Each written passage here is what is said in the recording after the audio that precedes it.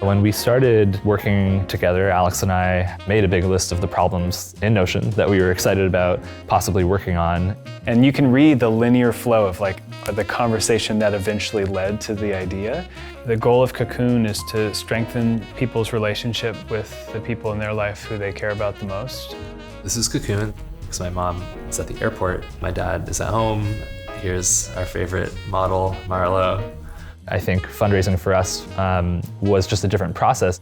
It required a much deeper level, I think especially at the seed stage, of understanding our underlying thinking. We actually never had a fundraising deck. We would just send a Notion link. Having a linear document, very cleanly formatted in Notion, really mapped well to the way we talk about the product and the way that we wanted to portray it. And the great thing was we could continually improve it.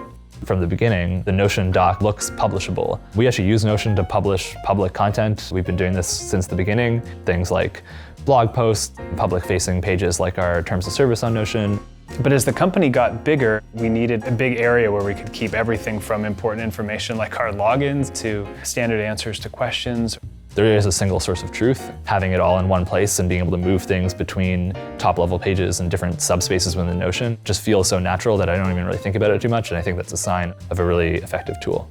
As a founder, I actually really enjoy making sure that organization of the company itself, which is expressed for us in Notion, does scale gracefully with the size of the company. It allows us to grow the amount of documents without ever really increasing the complexity.